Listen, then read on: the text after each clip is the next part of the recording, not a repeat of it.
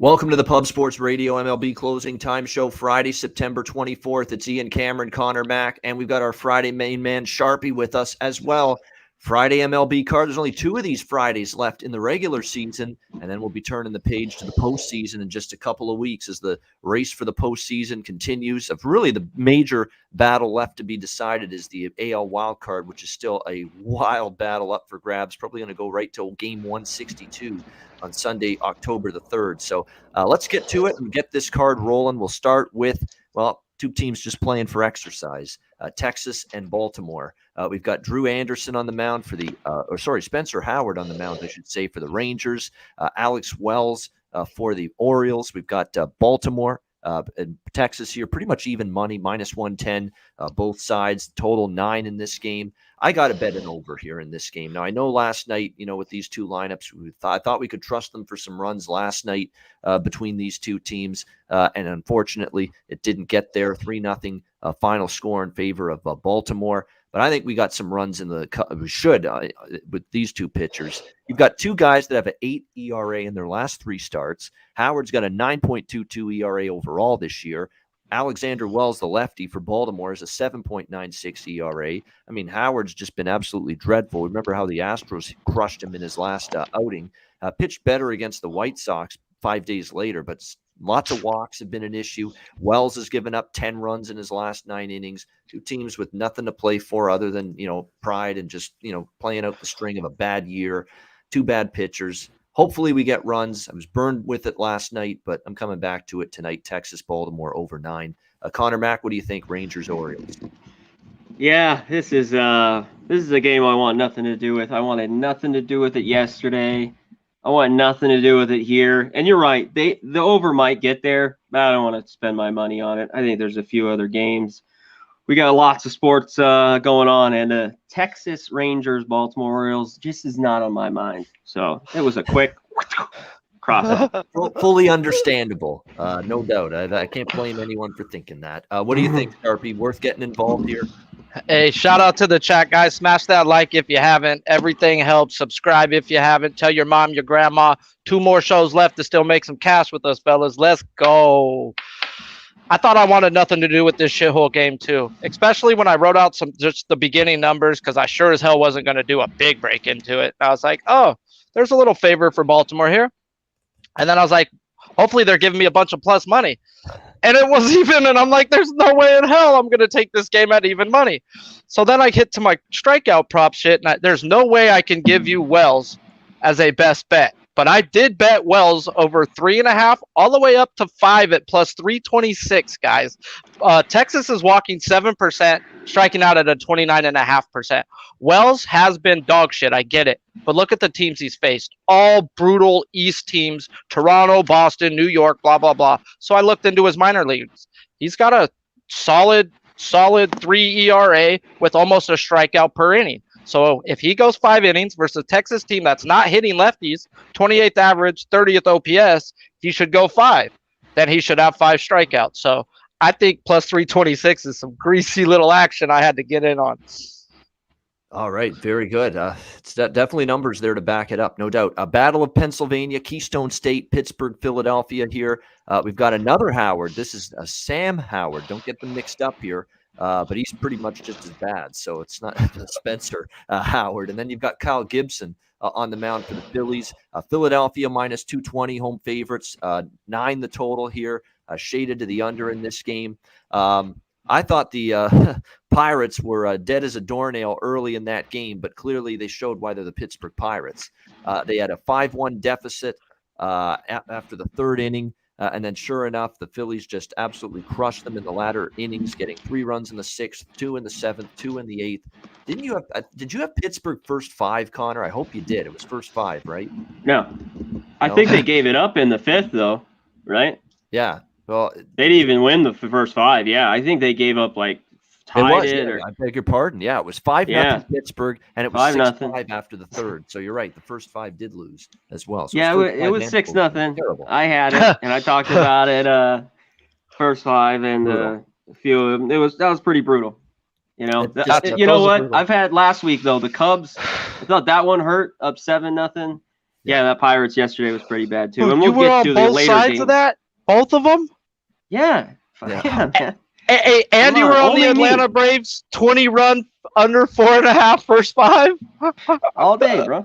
I love you, my guy. Keep calling me out. Can I write one of those games? I was on that one too, bro. I know. was on that one, so that's why I remember it. Hey, But- the last that game with the Twins, they won. I had them, but I can't believe all the hits and guys on base. We can get to that later, but holy shit. That's was Ian's unreal. classic statement of that's baseball, bro. That's just baseball, fucking it is. baseball. That's It just is. fucking baseball. That's exactly it. Now I could write a novel's worth of bad beats in my 10 plus Bad, years. So, shitty. I could write a book and I could bestseller on the Schindler's List and the New York Times bestsellers list. I mean, with all the bad beats I've had. I remember a certain bowl game, Western Kentucky and Central Michigan that year, Barbados Bowl or Bahamas Bowl or whatever the fuck it was.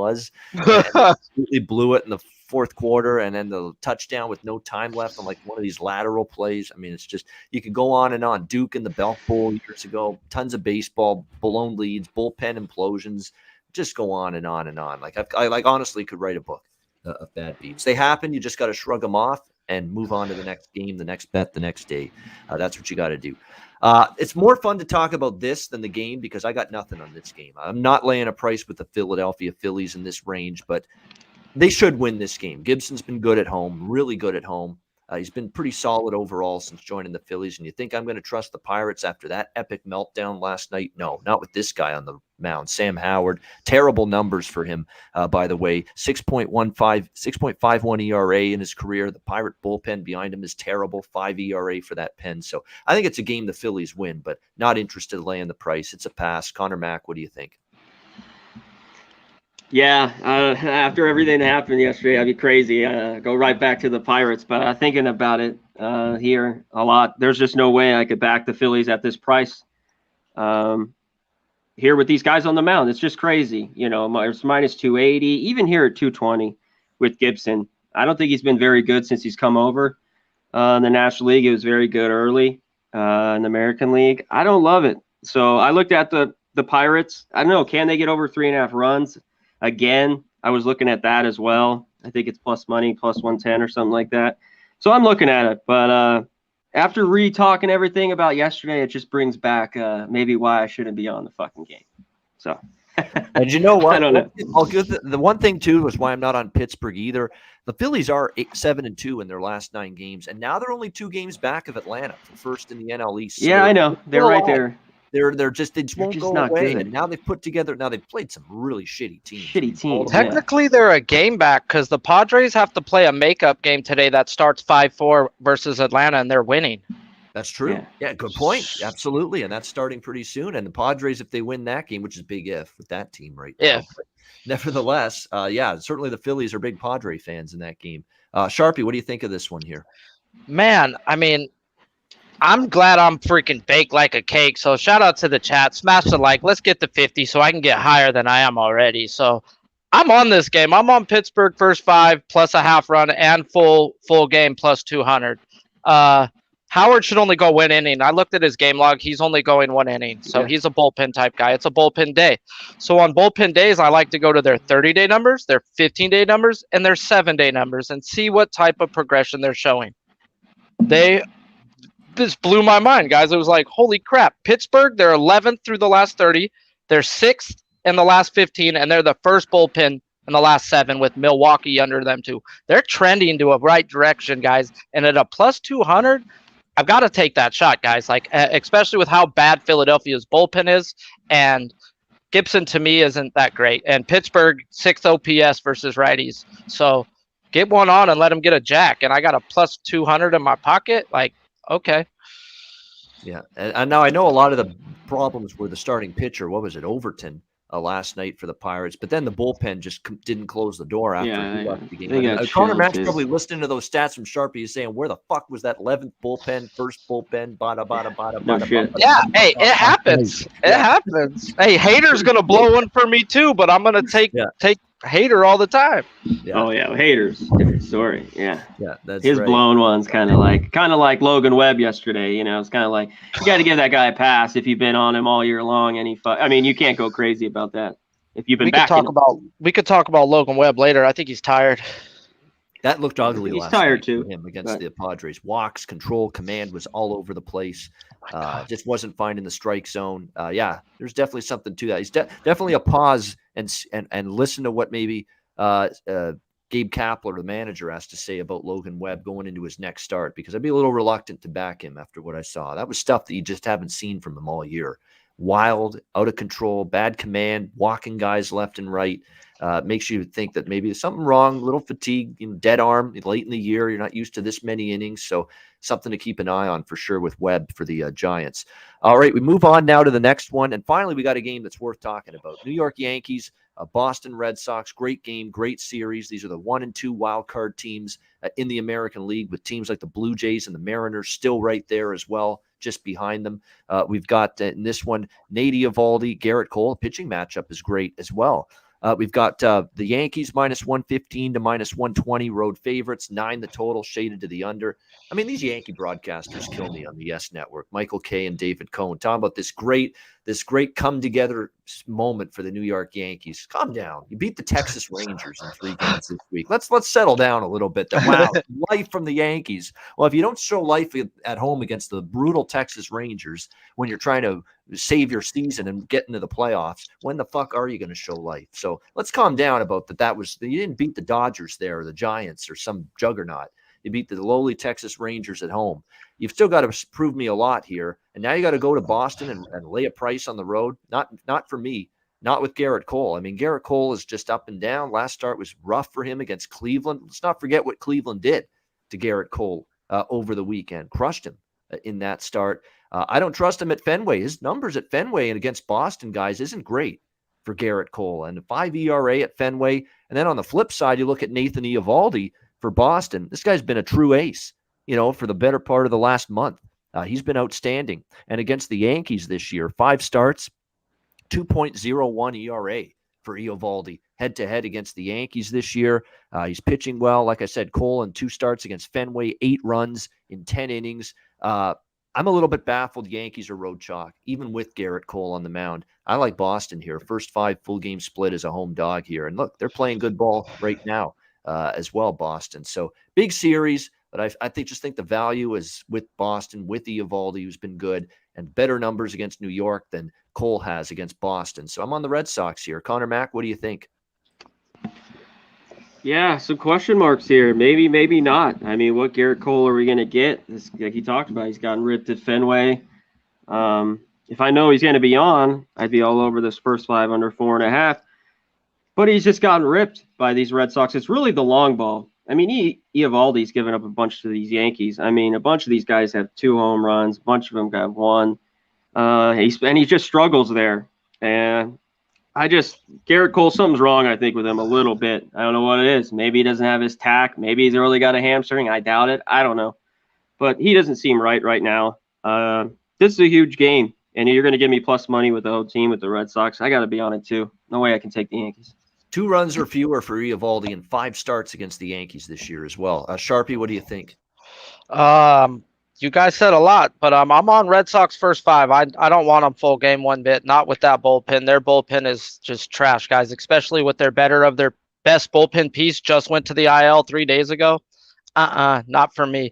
But the reason why I also like it, Evaldi's home ERA splits to his road. He's nuts at home to back what they just said. Like Evaldi's a back type of guy when he's at home, when it's to his home away split. So, yeah, plus money on the first 5. I'm on it with you guys. Yeah, this is essentially a playoff series in the regular season, and that's what's going to make this a lot of fun this weekend. They're just pivotal games the rest of the way for both of these teams. All right, next up, we've got the Chicago White Sox and Cleveland. Dylan Cease on the mound for the White Sox. And look who's back. We haven't seen this fella in a while, Shane Bieber. No relation to Justin on the mound here for Cleveland. The White Sox minus 115, minus 120 road favorites here. The total is 8. And this is one of those late season situations where I have crossed the White Sox off the bet on list for the rest of the regular season. All right. They're locked. They've clinched the division. They're locked into their seed in the AL. There's nowhere to go up or down. This is a team to just get a regular season over with and get into the playoffs if you're the White Sox right now. So a priori, it's Cleveland or nothing for me in this game. But the question is, what are you going to get here in this first start and this return here from Bieber? That ends up being the grand question going into this game. So, a lot of unknowns, but I'll tell you right now, Cleveland or pass for me. Just from a spot perspective, there's a team that's clinched everything. It's just looking forward and looking ahead to the playoffs, that being the White Sox. And I'm not sure that this team I want to back in this kind of situation. We already saw Cleveland after the game they clinched yesterday getting the win in that second game. So keep that in mind. I'm just not going to be looking to take the White Sox here the rest of the regular season. There's just not a whole lot at stake, between now and game 162. So just be leery maybe of backing this team in the final week of the season. Conor Mac, what do you think here, Chicago and Cleveland? What are we going to get from Bieber is the key here. I mean, if you go back a long time ago, you could get this guy at plus 105. I'm sure a lot of people would be going to the window. Or even first five with the Indians. It's minus 105. But he had shoulder problems. That's why I don't know if I want to run to this one and just bet it right away, even though I'd only be on the Indians. I don't really like Cease on the road. I think he's a little better at home, but he's a guy that seems every time I read his stats, he might get some strikeouts, but he goes 5 or 6 and gives up 3 runs. That's a Dylan Cease start, which is decent. That's a quality start if he goes 6, but I'd only be on the Indians. Indians are pass. I just don't know if I'm going to play. Yeah, no doubt. I mean, he is coming off, strained muscle, rotator cuff of his throwing shoulder. Keep that in mind. It's always worries me when it's the throwing shoulder that gets affected with the injury when the guy comes back, like Bieber is tonight. So that's the question mark. But DeMarlo Hale says that he was the manager while Terry Francona's been sidelined, says that he's going to be on a pitch count. He's not going to go too deep into the game. They say 20 to 25 pitches. Or at most, they even say maybe it could even be less than that. So it's not like we're going to see a ton, of Shane Bieber tonight, which means you're going to see a lot of Cleveland relievers as well in the game. Like I said, it's just a game I'd rather pass. It would be Cleveland or nothing because just for me, I don't want to be taking Chicago with just nothing really at stake the rest of the regular season. What do you think here, Sharpie? Hey, shout out to the chat, guys. Smash the like if you haven't already, guys. Trying to get to 50 so I can melt my face like that Michael Jackson surgery type thing. Big fat derbs.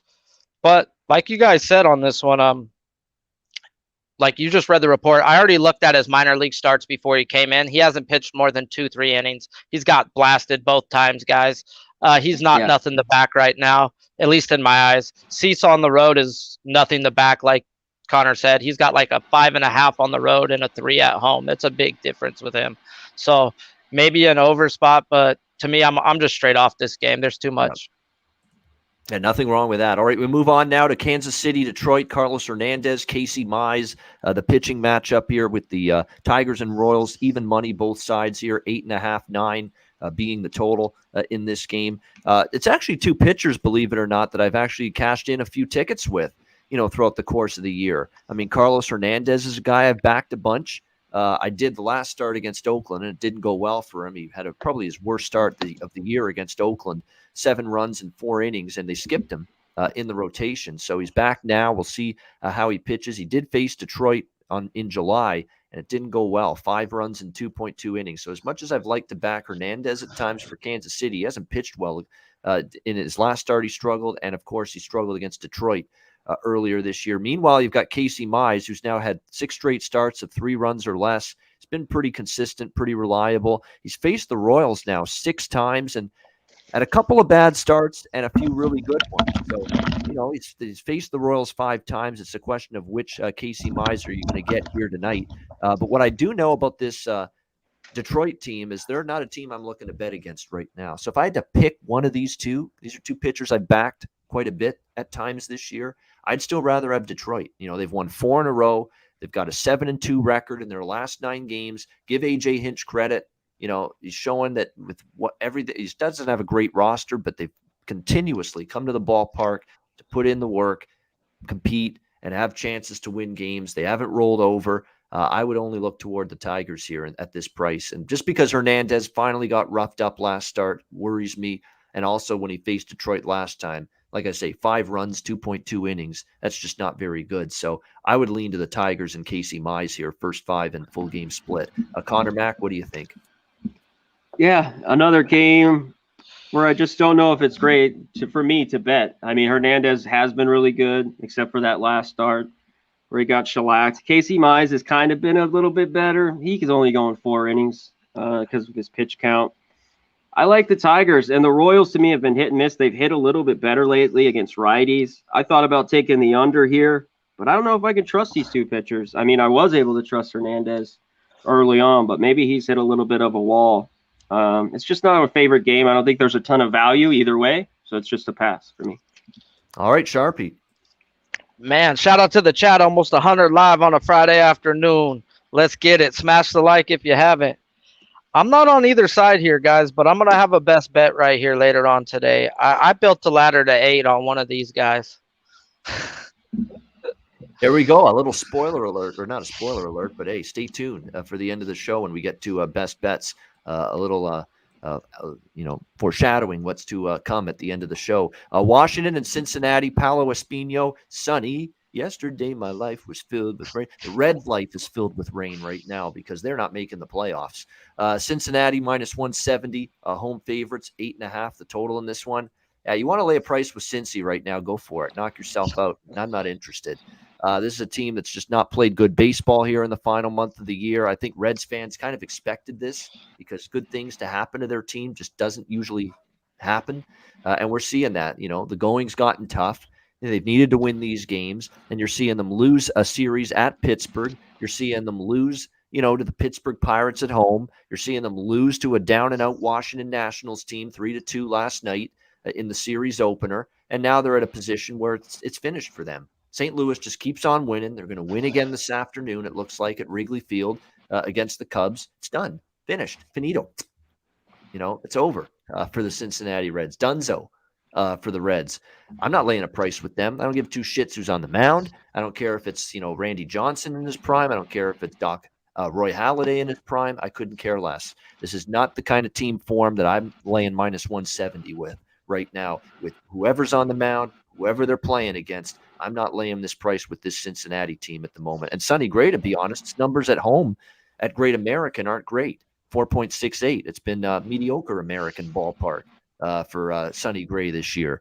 4 runs in his last start against the Dodgers in 6 innings. The Reds have gone 0-3 in Sonny Gray's last 3 starts. I'm not trusting him. Now, Espino's interesting. This is a guy I faded, earlier in the year, July and August. But here in the month of September, he had 1 really bad start against Atlanta.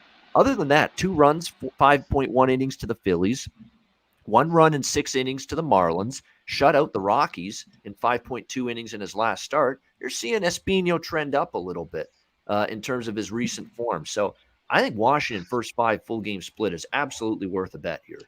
Just given the Reds' failures, Gray's struggles at home, Cincinnati finding ways to lose games. Espino's been better his last few starts. I like Washington here. They're worth the dog shot in the first 5 in full game here, in my opinion, in this game. Conor Mac, what do you think here, Reds and Nats?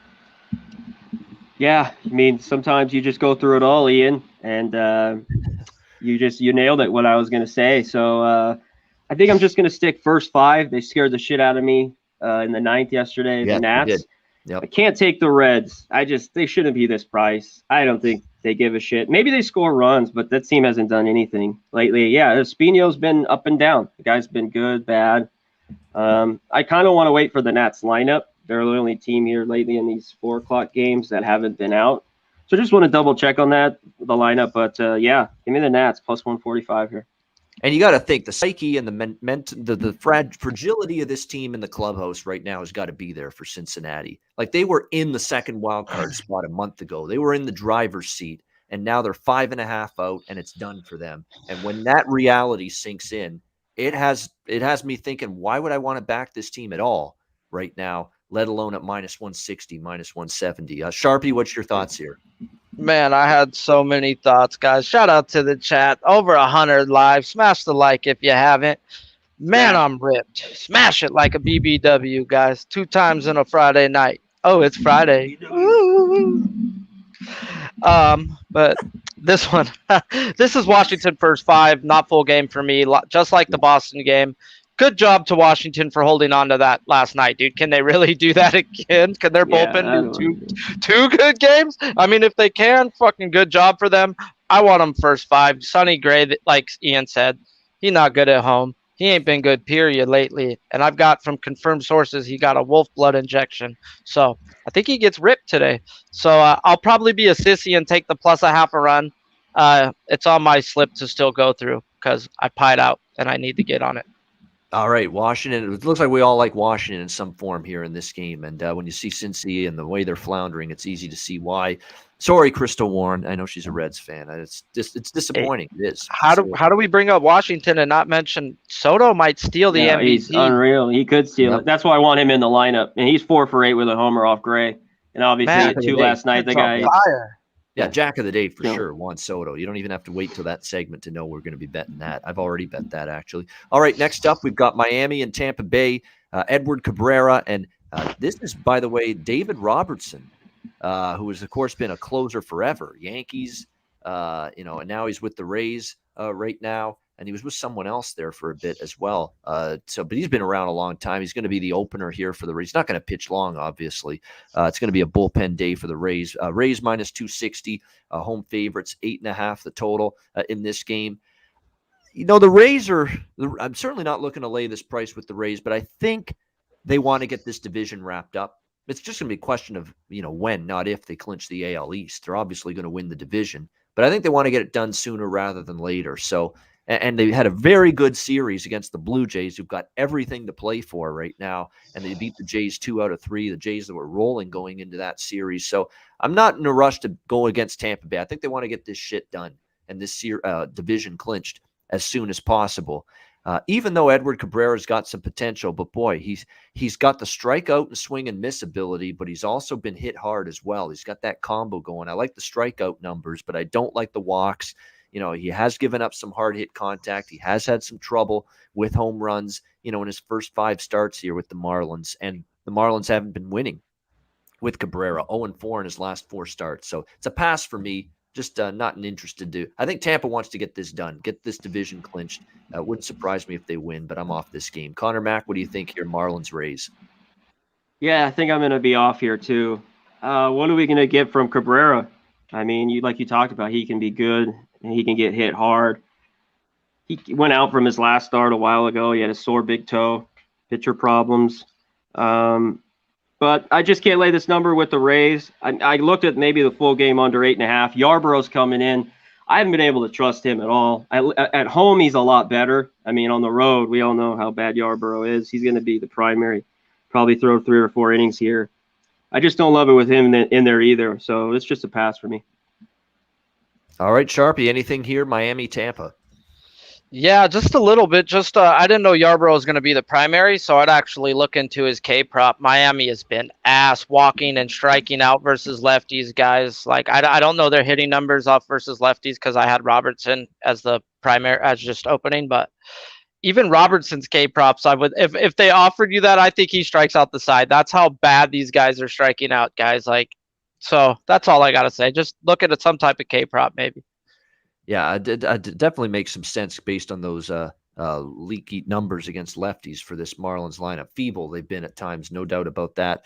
All right, next up is the second game of this doubleheader today with the Cardinals and the Cubs. Jack Flaherty on the mound and Zach Davies for the Cubs in this one. Cardinals minus 175, road favorites, 8.5 the total in this one. Wow, what a stark contrast from the plus 180s, plus 190s I was getting with St. Louis earlier this week against Milwaukee. And now they're playing the lowly Cubs, and now they're being priced like, the hottest team in baseball, which essentially they are right now. I'm probably not betting the game. Like the Cardinals have been great to me. And if you want to just keep on rolling and riding this crazy win streak for the Cardinals, they just cannot find a way to lose a game right now.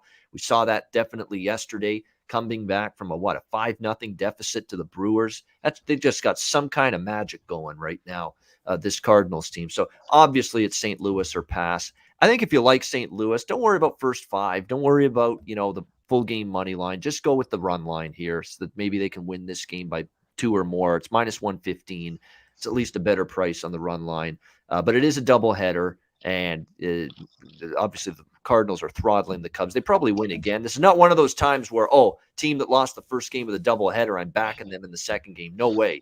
Not with this Cubs team, not against this red-hot machine that is the Cardinals right now, but I'm probably going to end up passing on this. What do you think here, Conor Mac?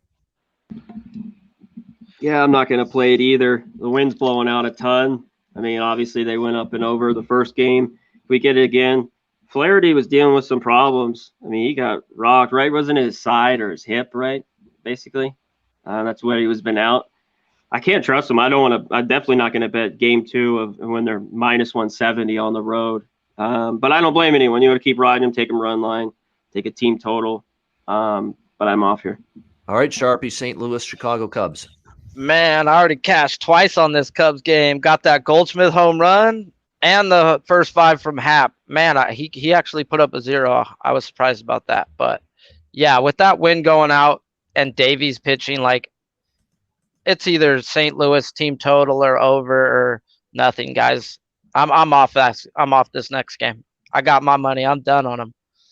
All right, we got the Mets and the Brewers, Tyler McGill, Eric Lauer, the pitching matchup here in this one. We've got the Brewers now. Brewers down to around minus 130, minus 140 as home favorites here in this game. The total right now, 8 pretty much across the board. You talk about team, there's a lot. That's why I like the very final week or 2 of the regular season. You could just ride the red hot teams and fade the stick of fork in them. They're done teams. This is a stick of fork in them. They're done team. The New York Mets right now. I don't know how you back this group. Just awful. 2-8 their last 10 games. Obviously, they're not making the playoffs. And I get it, Milwaukee is struggling themselves. They've lost 5 straight. But 4 of those losses against the hottest team going right now, the St. Louis Cardinals this week at home. I think this is the spot where you get Milwaukee bounce back here. Reasonable price. It's minus 140 here. In this game, I would only look Brewers here in this one. Tyler McGill's not a pitcher I'm interested backing. 6.75 ERA his last 3 starts, 4.5 ERA on the road, mashed by the Cardinals in his last start, 6 runs, 3 innings. Before that, he had given up 6 runs in 13 innings to the Yankees and the Nats. So he's kind of come back down to earth, and the Mets are just 3-6 in his last 9 starts. Eric Lauer continues to just roll along here. I mean, what more can the guy do? 2 runs or less in 5 straight starts. He's given up 3 runs over his last 24-plus innings. I mean, remarkable from Eric Lauer, this lefty for the Brewers. He's pitched extremely well. The Mets, you can't count on them offensively one night to the next. To me, this is the spot for Milwaukee to snap out of these doldrums and get back on track. The Mets are done. I like Milwaukee here, minus 140. I think I'll go full game because I want that Brewers pen as well on my side. So Milwaukee here, about minus 135, minus 140 for me. Conor Mac, what's your thoughts here? Mets, Brewers. Yeah, 2 teams scuffling, especially the Mets. You can't give me a big enough price to bet the Mets. Not, minus 120 is not enough. They can't hit lefties, so I don't know. You can't take them. The price isn't good enough. I think this is a good spot for the Brewers back.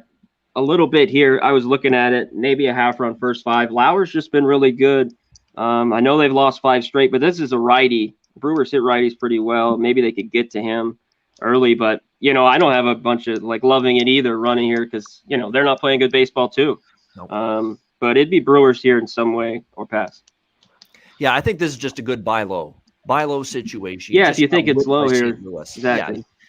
I know they got swept at home. You don't like that, but it's not like they got swept at home by a bad team. They're just swept at home by the hottest team going right now, maybe in all of professional sports, the St. Louis Cardinals with the run they've been on. So I think it's a good bounce back spot here for the Brewers. And like I said, I'm not seeing a whole lot of fight in the Mets. They might take the lead early in a game, but like what happened against Boston when Stroman was on the mound earlier this week, as soon as the other team catches them or takes the lead, they're done. They tap out mentally. They just, there's not that pushback. There's not that fight to come back in a game when things start to go wrong for the New York Mets. And you'd expect that. It's a team that's not making the playoffs. It's been a very disappointing year. You'd expect them to be that way mentally at this time of year. What do you think, Sharpie? Mets, Brewers? Shout out to the chat, guys. We got over 100 live. Smash the like if you haven't. I can't see if we're at 50 yet, so I might have to get a check update if I need to melt my face. This is where we're on opposite sides, my friends. I took the Mets first 5 plus 140. So I know money's came in on the Mets because they're seeing what I'm seeing. When I break down the 30 to 15 day stats, the Mets are hitting lefties the last 15 days, and Milwaukee's not hitting righties the last 15 days. And I get Miguel's got like a 4.4 ERA. Shout out to LJ from Houston. I saw that on the road. Well, Lauer's FIP is a 4. So realistically, he should have that 4 ERA. And I thought it should have been more of a coin flip bet, more of a minus 120 first 5. So that's why I took a shot. At plus 140, I was on it. If anything plus 120, there's not much value there in my eyes. I just saw value in the plus 140 first 5. I also see Milwaukee winning the damn game. They have the way better bullpen. I'll take that. And first 5, Brewers full game. I'll be happy. I'm going to live bet it if they get that lead like I've already bet it, and I'm going to jump on Milwaukee on the plus money side. So, yeah. Not a bad way to go. That you're right. Maybe Eric Lauer's due to get, hit a little bit. We'll have to wait and see, but yeah, definitely a big bullpen edge for the Brewers. There's no, and look, everybody's healthy. They didn't have to use Hader or any of those big time relievers in high leverage spots because they didn't have to. They weren't in any high leverage spots in that whole series against St. Louis. They were trailing the whole freaking series, so they're as rested as can be for this game if they're needed. Next up, Blue Jays and Twins. Jose Barrios, Bailey Ober. You've got the Jays here minus 145, road favorites 8.5 the total. Barrios against his former team for the second time in a week, and certainly pitched well against them last time. He's definitely pitched good lately. I mean, there were a couple of starts there early in his tenure with the Blue Jays. He was struggling. I think it's a bounce back spot. I would only look Toronto here. With Ober's been struggling the last 3 starts. 4 runs allowed in 4 innings against the Jays, and kind of before that, not great. He's not pitching deep either. 4 innings. You're going to see a lot of Twins bullpen. Don't know if that's necessarily great, but you're talking minus 145 on the road in this one, and I'm not sure I'm liking the value enough on the Jays to bet them. So I lean Jays, but it's just going to be a lean. I won't be involved. What do you think here, Conor Mac? Jays Twins? Yeah, I definitely won't be on the Blue Jays. We're at Barrios here. It's Twins or pass. I haven't decided if I'm going to bet it. They just saw each other just like the other night. I mean, I think that game should have went over. I don't know about here. It is at 8.5. I've been looking at it all day. I have nothing on it. I'm still staring at this one like, do something. I still need time to look, but I'd only be on the Twins, catching plus money at home again. Yeah, no doubt. You have to give the Blue Jay pitching coach, he's a good one, I think, Pete Walker, a lot of credit because Barrios struggled early. They kind of worked with him. He's fixed it. He's given up 3 runs or less now in 5 straight starts. He's pitched better. Look at Robbie Ray. Arizona couldn't get anything done with him, couldn't get him figured out. And now, of course, in 1 year with the Jays, he's a Cy Young contender. So, he is actually not a bad pitching coach that Toronto has, Pete Walker. And I applaud him for getting kicked out of the game the other day when Barucki threw at Kiermaier. That's just him sticking up for his pitcher. That's what a good pitching coach does. Who cares about the situation? You stick up for your pitcher at all costs. What do you think here, Sharpie, with this one, Blue Jays and Twins? I don't like backing a pitcher versus the same team. That's like a no-no for me. Yep. But then I played the Blue Jays first 5 yesterday, and I lost in the 3rd inning. In the 5th inning in the bottom 5. They only got 2 off Pineda. Their team total was at 2.5 yesterday. I didn't play it because they only got 2 off Pineda the week before. Well, if the Blue Jays do the same damn thing that they did to Ober last time, that means they're getting 4. So I got to think that that's what they're going to do. They see Ober better than they see Pineda, and they're going to fucking hit Ober today. So can you trust Barrios at this price? And I would say, yeah, just for the fact it's his old team. This is fire in the guy's belly, guys. I mean, fire in the guy's belly is a different story, guys. This is a guy who just got traded by a team who didn't believe in him. And he said he was blindsided by the trade, Barrios, as well. Yeah. Bro, he was supposed to be the next big thing. Yeah. He was their prospect. They've been babying him for years. And then you do that to him. This is real hatred, and I could back hatred at this price when the team's smashing the other pitcher. So I'm going to go Jays first 5 -0.5. All right, Jays first 5 -0.5 there for Barrios because he pitched well against the Twins over the weekend, and Ober did not pitch well over the weekend against the Jays. So and I want nothing to do with that Toronto bullpen. Minnesota's got a top 5 bullpen the last month and 15 days, guys. They're legit. It might actually be a Minnesota live bet after Barrios and Ober leave the game. You never know. Twins bullpen has been better, and we know the Jays not so much.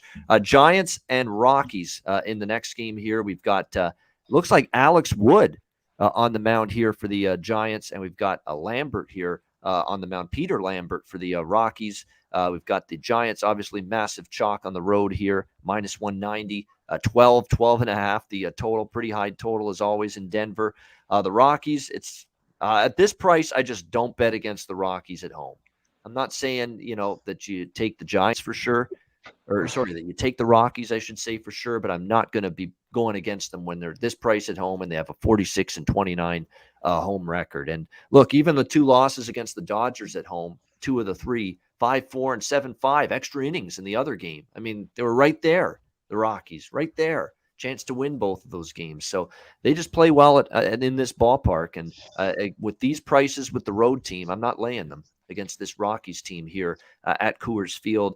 We got Peter Lambert on the mound for the Rockies, back from the 60-day injured list with an elbow issue, been reinstated, and we'll see how he fares here in this one. First start in 2 years, at the major league level. And in 2 years ago, he was 3-7 with a 7.25 ERA at the major league level. Not good. So not ready to trust Peter Lambert, that's for sure. Wood on the other side of this matchup here for the San Francisco Giants.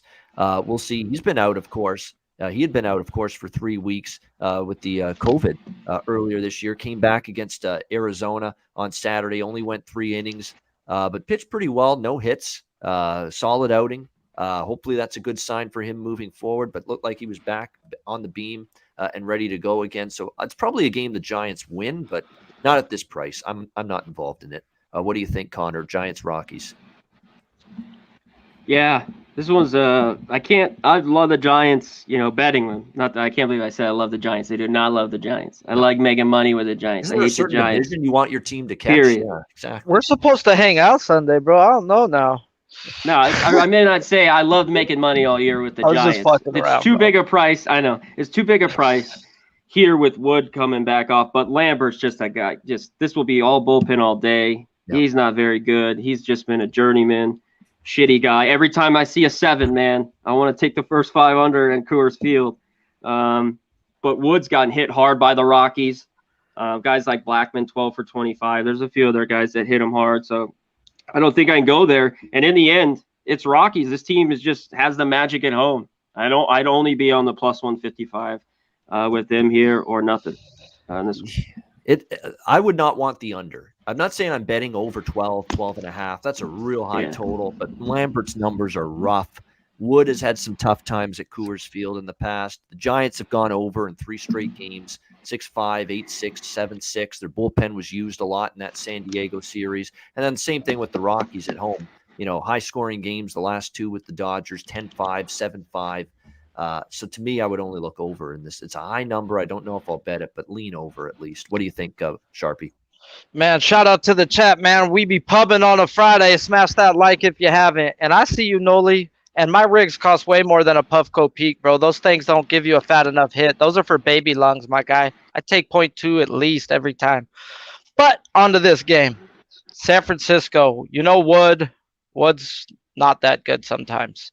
So pretty much what they all said on this, I'm going to go San Francisco has the 28th pin the last 15 days where Rockies have the 8th, guys. I think Wood gives up a few runs and they give into that pin. I want the Rockies team total in this game. So I'm going to be on that. All right, good stuff. By the way, Twitch, Pub Sports Radio Twitch account. Make sure you go in and check that out. We've got that back up and running. We'll have a lot of our shows usually. Not all of them, but many of them available as well on our Pub Sports Radio Twitch account.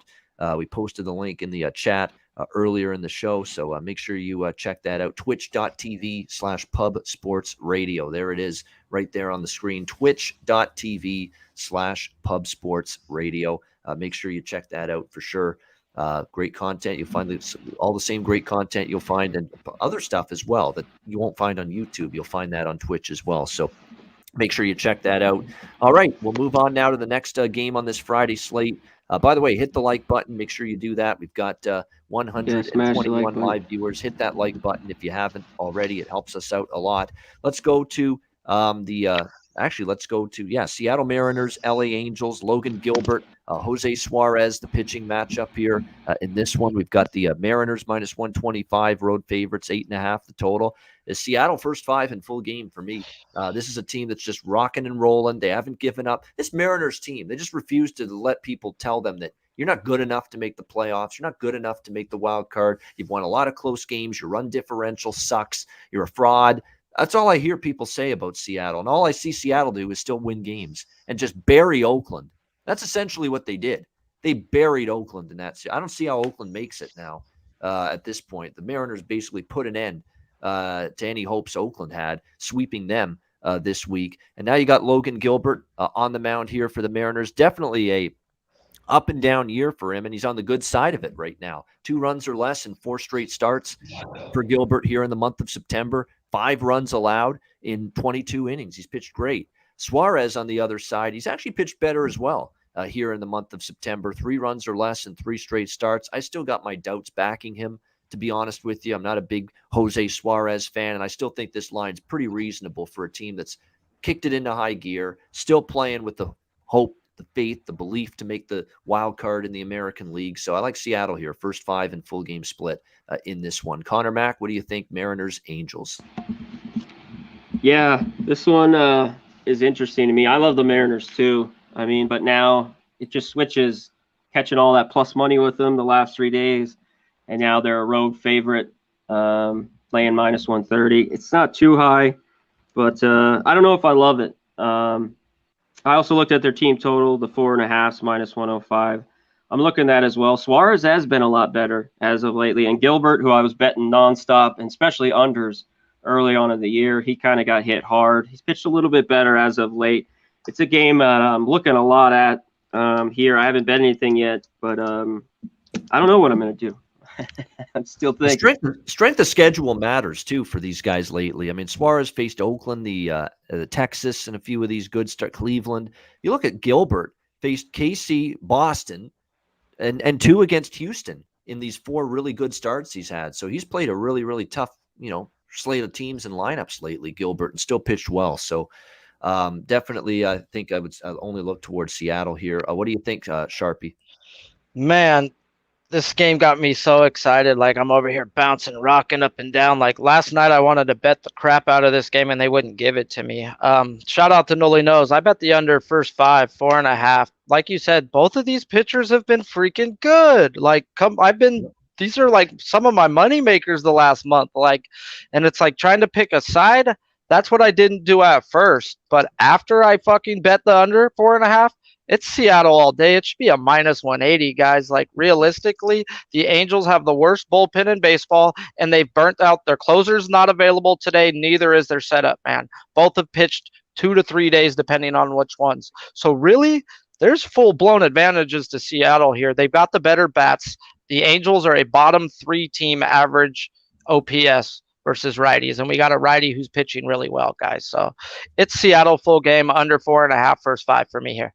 All right, 7th inning stretch time. I should have done it before this game because this was the first West Coast game, but we'll do it now. 7th inning stretch time. Shout out everybody in the chat. LJ from H-Town, not applicable. Anthony Greer, Lance LaRose, Brian Watson, Michael Robertson, Crystal Warren, Muhammad Jama, Thomas Finn, everybody in the chat, not applicable. Noli Knows, who I believe was on Jimmy's show yesterday. I know today, I believe. Today it was, yeah, definitely. All right, because I knew he was going to be on with Jimmy. So good to see Noli in the chat. Sharon, DX Filer, PRS Full. We appreciate everybody. Johnny K, G Money Bags. Keep on going down. Thomas Finn, Evan L, Preston Burke. Appreciate everybody. Robert Cherry, Asan, Zofagari. We appreciate you guys in the chat. Rem Most, TC, G Martinez.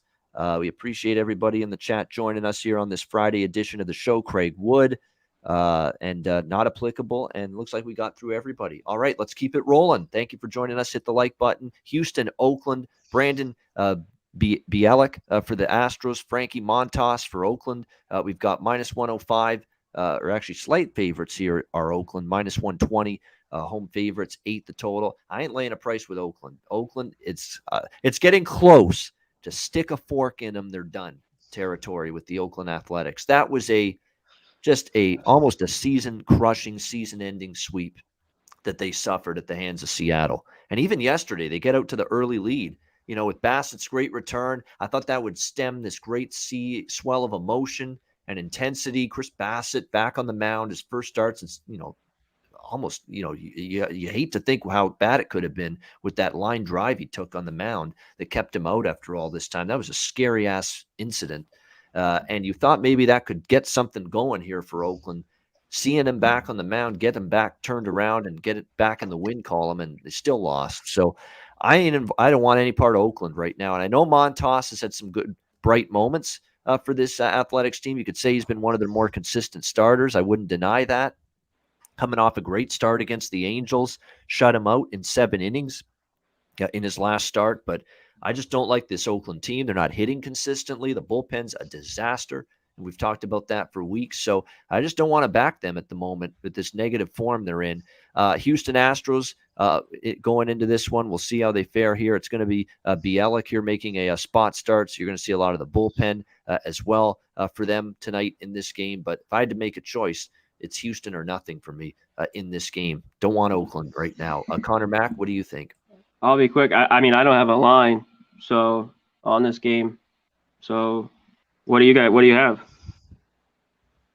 Oakland minus 115. Yeah, Oakland minus 115 to minus 120 is what we're looking at. Yeah, I can't take the A's. They're just – I faded them all 3 games against the Mariners. Montas has been pretty good lately. It's Astros or pass for me here. Yeah, Greinke was going to start, but he's been scratched, and good thing. So that's why I don't have anything. Yeah, Greinke hasn't been right, so that's why he's been scratched. Sharpie, what do you think? I was hoping we got some fucking Greinke, man. Ooh, we were going to have some softballs served up. Shout out to the chat, guys. Smash the like if you haven't. Without you guys, we're nothing, guys. So thanks for hanging in there on a Friday. Shout out to Big Show running backstage, guys. He's been on Altuve props left and right, guys. This guy has been hitting at a crazy rate. Take him over 1.5 or get ballsy like Big Show and take him with like 7 and get some crazy plus money. He builds the ladder up, so it makes it worth it. So something to look at, dude. Altuve is smashing the ball right now, guys. He certainly is. There's no doubt. I wouldn't talk anyone out of Altuve props at the moment. Dodgers and Diamondbacks, Tony Gonsolin, Humberto Castellanos, the pitching matchup here. We've got the Dodgers minus 220, road favorites, 10 the total in this game. Gonsolin's definitely no stranger to making these starts in a spot starting role. He's been doing this a ton this year. A bunch in June, many in July, 2 here in September. And here in September, he's given up just 1 run in 8 innings. Gonsolin. So give him credit for that. Dodgers still playing with hopes to catch the Giants for first in the NL West. So every game is important for them. And they're not going to say it publicly. Dave Roberts, the Dodgers won't say it. Gabe Kapler, the Giants won't say it. They want this NL West first place because you don't want to play that red hot, piping hot St. Louis Cardinals team right now. Nobody wants that. And you avoid in the wild card. And you avoid that if you win the division, either the Dodgers or the Giants. So this is a huge division to win. Very important. You don't want to play St. Louis in a wild card spot. No way, no how. In a 1-game shootout against the hottest team going right now, you don't want that. So these are important games. I expect nose to the grindstone for the Dodgers. Focus, get the job done. They're playing pretty good baseball, 8-2 in their last 10 games. Even after a shaky inning for Scherzer, he settled down and the offense came back from a deficit, 7-5 win over the Rockies. And Humberto Castellanos is pretty rough, to be honest with you. He's given up a grand total of 11 runs in his last 13, 14 innings, and 2 of those against Seattle and the other against Houston. So he hasn't been a guy that's been shutting it down. Dodgers team total is 5.5. This is one of those times I'm interested betting Dodgers team total over, even at 5.5 here with juice. They've been getting a minimum of 5 runs in a lot of their games lately. And with Castellanos struggling, not exactly a great Arizona bullpen, they can probably get 6 runs or more in this one. So the Dodgers team total is a bet that I'm eyeing in this game. Conor Mac, what do you think? Dodgers D-backs. Yeah, one thing, I think Gonsolin's faced these D-backs a ton this year. It's like Gonsolin's out there. He's against the D-backs. Yeah, the Dodgers, though, it's nut time because usually, when they leave Colorado, Sharpie talks about it. I don't love betting the team right off that. So I don't know here. LJ from H-Town. Yeah, if you like the Dodgers, maybe that's because the 5.5's got a lot of juice. The 6.5's plus money. Do a first 5. The Dodgers score. It seems like they score 5 after 5 or 6, and then don't score much after that. Bullpens come in, shut the door. Maybe not in Colorado, but at home they do a lot. I don't know here. I take the Dodgers, but I don't love it. Obviously, maybe I'm sounding like a homer. I want my team to win here in the end, but at the end of the year. But I'm probably not going to bet it. Like I don't bet a lot of Dodger games, so pass. Now, there's only really 3 races down the stretch here, the final week of the regular season. You got the NL East is still alive because Phillies made a little run. NL West with the Dodgers and Giants, and the AL wild card. Those are your 3 races right now. Everything else has pretty much been decided. Sharpie, what do you think here? Dodgers, Arizona. Man, I'm going to tell you why the Dodgers do not want to play a one-game playoff, guys. They've been hitting off of lefties as of late. They are the worst fucking team versus righties the last 30 days, guys. Straight up, 30th average, 30th OPS. Yes, Castellanos isn't good. Yes, they should hit him. I don't want to bet on a should hit him. They need to start freaking hitting, dude. It's that time, dude. Because, like I said, they're just not hitting versus righties right now. All right, nothing wrong with that. All right, Atlanta and San Diego, final game. By the way, they're finishing a game late this afternoon. This is going to be a complete 9-inning game, this one, tonight. The normal start time at Petco Park, 7 Pacific. It's Max Fried, the lefty for Atlanta, and Reese Neer on the mound here for the Padres. We've got Atlanta minus 135, road favorites, the total 8.5 here in this one. San Diego, a little life, a little pulse at least to snap a 5-game losing streak. Really, they took advantage of Logan Webb, whose control and command was all over the place. Got a lead early, blew it, but actually ended up coming back and winning 7-6 over the Giants. I don't necessarily look at that as a buy sign, not by any stretch of the imagination here for this San Diego Padres team. I still don't trust what I'm seeing from this group overall. And I'm definitely not interested in backing them here in this game. We got Fried on the mound for the Braves. His last few starts have been excellent. 4 starts where he's given up 2 runs, 6 innings to the Dodgers, 1 run, 6 innings to the Nats, 3 runs, 6 innings to the Marlins. Shut out a very good Giants team in 7 innings in his last start. So Fried in good form. Again, you're going to have Neer on the mound here for the Padres. He's just going to be making a spot start. Not exactly someone I'm rushing to back. He doesn't have bad numbers, 3.93 ERA, but he's being recalled from El Paso, AAA. Big league innings, 3.93 ERA. We'll have to wait and see how he fares here. But to me, like I said, even with the win yesterday, they're not a team I'm backing the rest of the year, the San Diego team. And actually, when you think about it, it's a reasonable price to maybe get involved with Atlanta here. And that's what I'm going to do. Full game Atlanta, minus 135. Conor Mac, what do you think? Braves, Padres?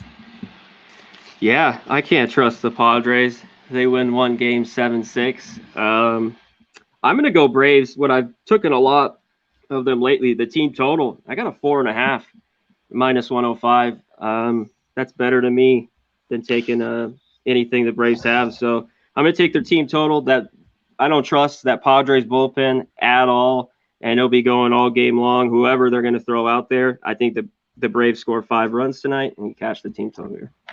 All right, Atlanta team total over. I wouldn't talk anyone out of that either. Sharpie, Braves, Padres. Shout out to everyone's saying it's a regular game. I have regular game, right? This is not a 7-inning game. Everywhere I've looked, only 7. Let me check. Well, it depends on what the total is. No, I see 8.5. It feels like that's probably a full game total, is it not? And when I have pulled up from all, everywhere, Roto, it says this will be a regularly scheduled game. Yeah. So that to me doesn't seem like 7 innings. So I'll double check it.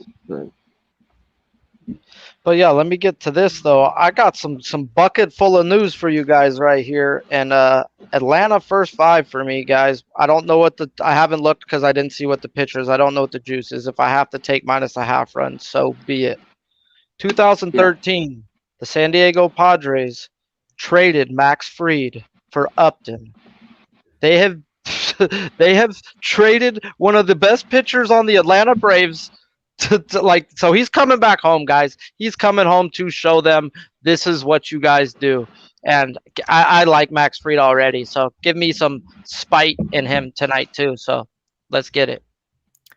Yeah, I mean, what actually, you know what? It might be 7 innings because I'm reading this is a unique doubleheader. The first game, July 21st Braves, they tried to play a doubleheader. They got the first game in, but the second 7 inning they called it due to weather, and so it might be. So Maybe that I'll sounds do like the first first game's a 7 inning one. That they're Yes. finishing a 7 inning. Yes, they're finishing that's what it is. I think they're Then finishing. they're playing a 9. Then they're playing 9 innings tonight. Yeah, Right. I do think it's a 9 inning game. That's what I thought. That's what I that's heard. right. So Yeah. we'll stick with that until further notice. 9 inning game here, Atlanta and San Diego tonight. Either way, we like Take Atlanta. them first 7 innings, 5. 9 innings, Take 'em to 16 hit. innings, 50 innings, 78 innings. Doesn't matter. I think we all like Atlanta tonight.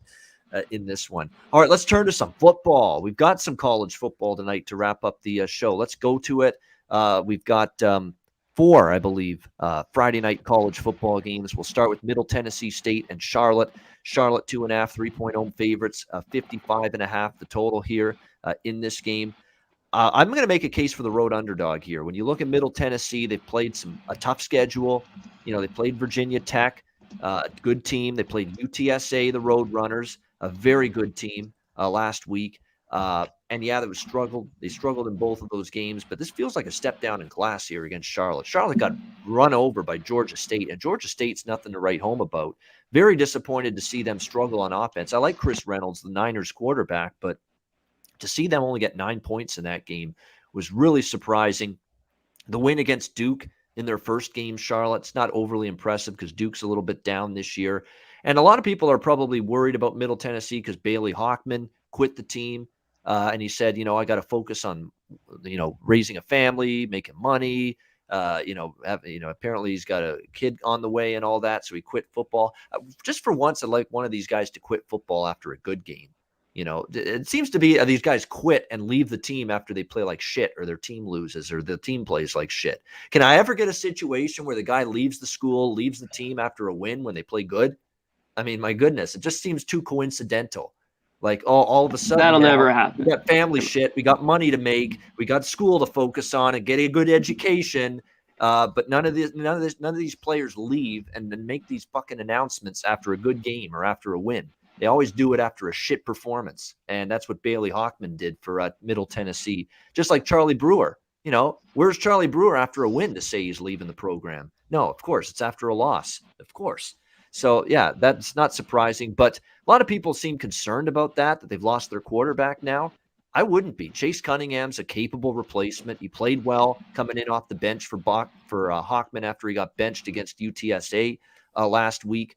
I'd expect him to play well here. He's got 3 touchdowns, no interceptions on the year. And to me, for an offense that didn't do anything last week against a bad Georgia State team, and still, that's to me laying points and a field goal against for a team that's played also a weaker schedule, Charlotte, to this point. I thought it was worth it to take the 3 here with the Blue Raiders, Middle Tennessee. Conor Mac, did you bet that game? No, I haven't bet it yet, but I'm with you. I only lean Middle Tennessee State. Take the points or just take it money line. And I like the under a little bit. It's fallen a little bit, obviously. There's a few of them still 56. To me, that's a key number. A lot of 55.5s out there. I don't see a ton of scoring in this one. So those are both ways I lean here. All right. Sharpie, did you like anything here in this college game? Nah, I'm straight off, man. College football's taking too much of my money. Unless Connor tells me to bet it, I'm not betting it. All right, there we go. All right, Wake Forest, Virginia. We've got Virginia 3.5 point home favorites, 70 the total in this one. Now I got in at 67.5 with the over, and I mentioned this liking the over in this game on Mondays, hitting the books with Connor and Grant.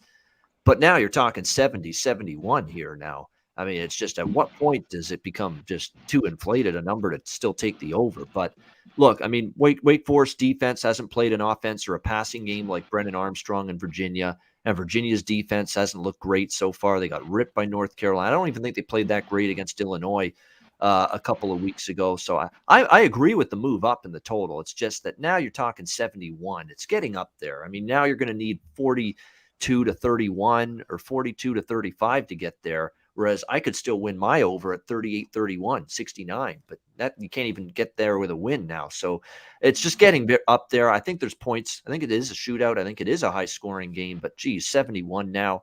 I think the value ship might have sailed on that total. As far as the side goes, Virginia laying points with a bad defense concerns me, but they've faced a little bit of a tougher schedule. Wake hasn't faced anybody so far. Florida State's dysfunctional as fuck. I don't give them any credit for winning that game last week. And they played Norfolk State and Old Dominion. That's about as weak ass a schedule as you could have to start the year. So strength of schedule, if you buy into that, you got to be on Virginia here because they've at least faced a tougher schedule than Wake. I actually lean to Virginia.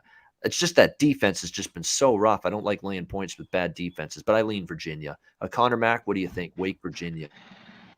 Yeah, that Virginia defense got Swiss cheese. That defense last week. It's back home. They are better at home. But even 3 in the hook, I'm leery here. This is a game Friday night. If you don't have, people make it, God, it's Friday night. You don't have to make the bet. You don't have to. Virginia's better at home. Yeah, Wake isn't that good on the road. They haven't played anybody yet. After seeing Virginia, I like them. I think Armstrong, they'll be able to score. But I think this game's close. I'd only be on Wake and the 3.5, and it's not enough for me to get to the window. And I think there's points, but you're right. At 70.5, how big is this total? It's a game I'm going to stay off. Yeah, definitely. Bronco Mendenhall in the past has been a defensive mind, and I still think he still wants. He needs to get it going now. His defense stinks, Fucking and 60 that's points. number one. And number two, they're chucking the football all over the field. Virginia, they're a passing team. They haven't run the football lick. Everything's been through the air, and if that continues, that's not good for underbettors. Like a defense that's not getting fixed, a team that almost exclusively throws the football, which Virginia has so far this year. So. That's why it's, maybe the under's a value play now, but no way do I want it. Matchup wise, it points to points, no pun intended. So we'll see how it goes. Interesting game though. ACC conference game as well with Wake and Virginia. Liberty and Syracuse. We've got Liberty 6.5, 7-point road favorites, 53.5 the total in this one. By the way, 2 good quarterbacks, Sam Hartman and Brennan Armstrong in that Wake Virginia game too. They're both playing well. As far as Liberty and Syracuse goes, you want to go against a team that's won and covered 11 straight like Liberty? I'm not doing that. I'm just absolutely not doing that. 38-21 last year against Syracuse as 3-point favorites. They outgained them by over 200 yards. I think Liberty's every bit as good, if not better, this year than they were last year. But Syracuse, I think, is a little bit better. Certainly defensively they are. Now Ohio, that win doesn't look so impressive now because Ohio is dreadful. But they held Rutgers in check, even though they lost that game. Their defense has improved for Dino Babers here at Syracuse. Offensively, though, it's still sketchy with Schrader and DeVito going back and forth at the quarterback spot. The offensive line is still shaky. And look, maybe they've closed the gap on Liberty compared to last year, but enough now where they're going to hang within a score for sure. I don't know about that, and I'm not going against a team that's covered 11 straight. They've clearly been undervalued, and Liberty's going to show up for this game because it's a rare nationally televised game for them on a Friday night. Malik Willis, outstanding dual-threat quarterback for them. A good run game as well, good running backs. Syracuse's defense has improved, but it'll be challenged here. Not exactly facing great offenses in the first 2 games against FBS teams. Ohio's offense, Rutgers' offense for Syracuse. Now you're facing Liberty. I think it's going to be tough. At less than a touchdown, I can't say I love this laying 6.5. It's a small bet for me, but at anything less than 7, I could only look to the road favorite here, a Liberty. Conor Mac, what do you think? Yeah, I want to find every way to take Syracuse, and I thought at 7 points, but I've been on the Liberty train with you last year, and to start the year against these cupcake teams, they've covered for me, whether even if it was last week, it was just by a 0.5 point. But this one had me just, had my ears perked up. How can you go against Liberty, like you talked about? Get the 6.5. There's a few 7s. If you're going to take Liberty, get under the touchdown. I just don't know if I could do it. Max was kind of giving me in the chat. I don't know if you're in there, Sharpie, in the Discord. He likes Liberty. He doesn't play. He's like, why aren't you on him? That would be the only play. They have the better quarterback in Willis. This guy's a stud. Syracuse, I think, better on defense. They're going to play real slow. I lean to the under. It's gotten pounded. Obviously, it's down to 54, 53.5. But, I don't know if I get to the window here Friday night. A lot of these games, to me, a little bit of sucker bets for me. So I'm probably going to be off. Very interesting with the total. The look-ahead line on the total prior to the last weekend was like 61-62 in this Liberty-Syracuse game. It went all the way down to 52, and actually the last 24 hours, it's gone back up a little bit. Bump a little bit. So it's just like, obviously people thought 52 was just too low from the 60s where it was early. But I still think it's tough to go over with Syracuse slowing it down. That's what they've done. And Liberty's pretty good defense this year and run heavy on offense. So it could stay under the total in my mind. All right, UNLV Fresno. I'll be quick on this one. Fresno 30-point home favorites, 59 the total. It's not the spot I'm laying 30 with Fresno. I mean, they could beat the brakes off UNLV because they are that bad, but they're coming off the win of the season against UCLA. Jake Hayner, incredible performance. Coming off that kind of win, now laying 30 against a lowly UNLV team. It doesn't seem like this is the right spot, the right price, the right time to back Fresno. And I've been on Fresno every game. It's just this week is not the time. I think I want to come right back and back Fresno State here. But at the same time, UNLV, almost at the point where I just don't want to back them. And I know they've covered a couple, but it's almost by accident. It feels like it's going to be close to this number when it's all said and done. Marcus Arroyo is clueless. Musical chairs at quarterback with Brumfeld and the other guy, Rogers. Who the hell cares who's at quarterback? I think they're in tough again. It's just I don't want to lay 30 in this spot when Fresno just had – just that incredible win. I feel they could be asleep at least early in this game. What do you think, Conor Mac? Yeah, they might be, and that's when UNLV's played well. Once the game gets to the second half, these teams are like, oh, we got to kick the shit out of UNLV. Not last week. Iowa State kind of got on them early, but they're just not very good. The football team is horrible here. It's Fresno or pass. And I don't know if UNLV, Fresno's a little bit better on defense. I think they could hold down UNLV. Can they get 10 points? The total's a little high. It could stay under. I mean, I could see just 49-10, that would push, but something like that. I don't know. I think the total's a little high because I don't know if UNLV will score much, but we'll see tonight. All right, there's your Friday college football reminder. We're back tomorrow. Connor, myself, Big Ragu, DJ Big Boss, 10 a.m. Eastern, 7 a.m. Pacific, Saturday morning college football kickoff show right here on Pub Sports Radio. Every Saturday game on the board. We'll break it down for you tomorrow, 10 a.m. Eastern, 7 a.m. Pacific. All right, big show behind the scenes. Change that background. We're going back to the Diamond because we've still got work to do. We will get to best bets. We will get to Jack of the Day in just a second. But first, messages from Manscaped and Southdown 101.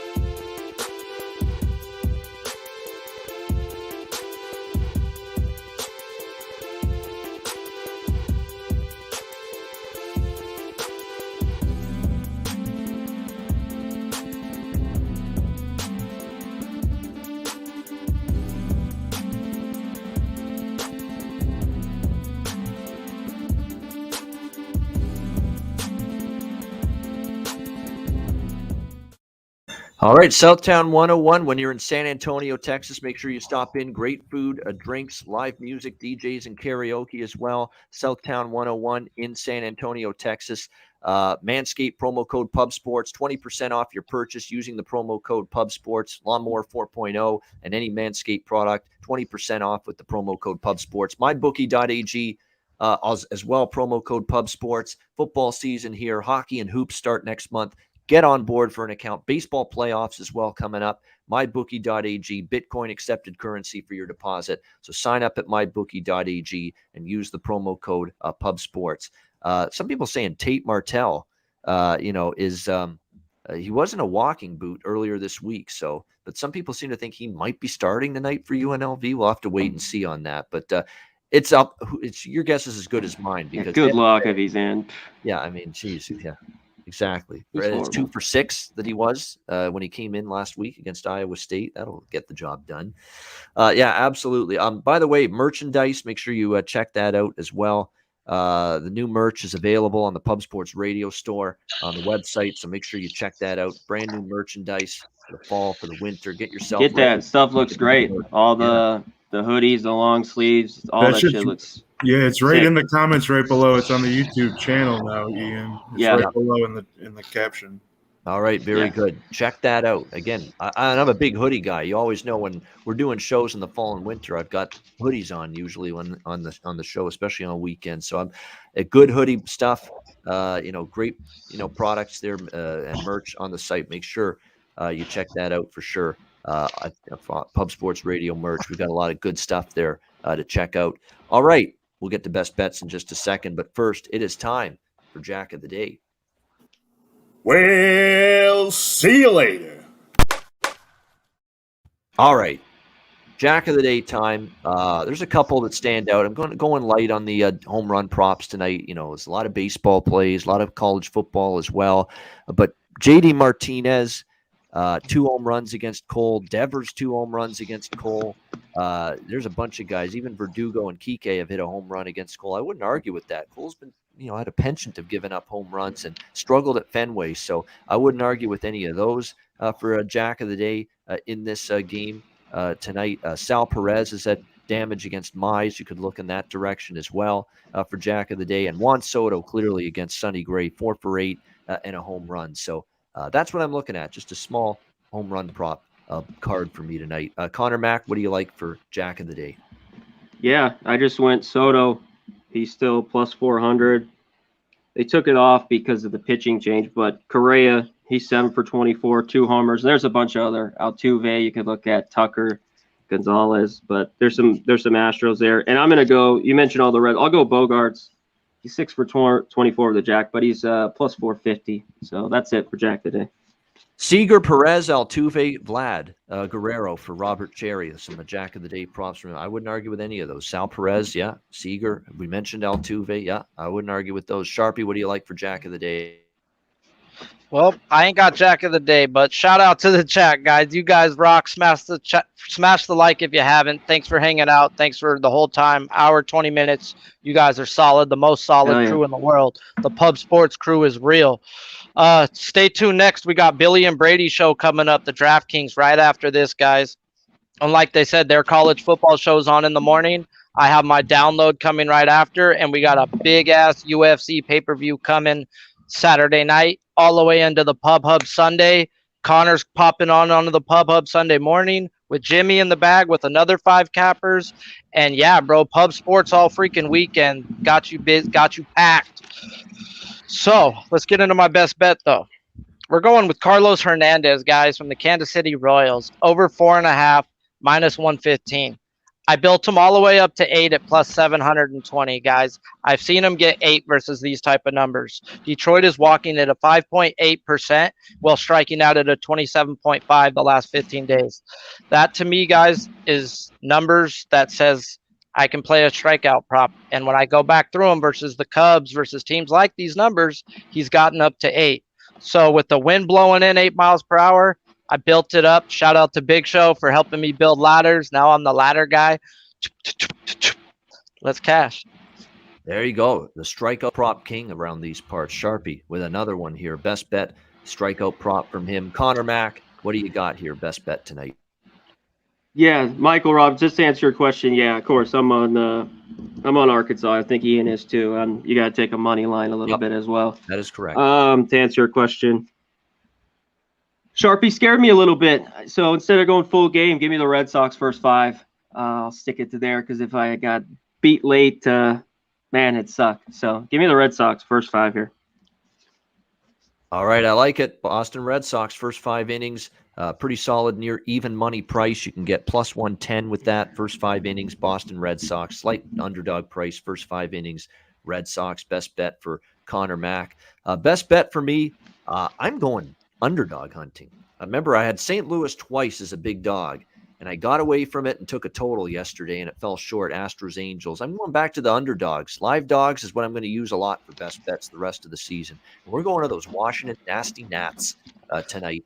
Plus 155 against Cincinnati. I'm going to split it up. It's going to be a split best bet. I'm going to go half on first 5 because I want at least half on the first 5. Nats bullpen was a little bit shaky in the 9th inning last night. So half on the Nats first 5, half on the Nats full game.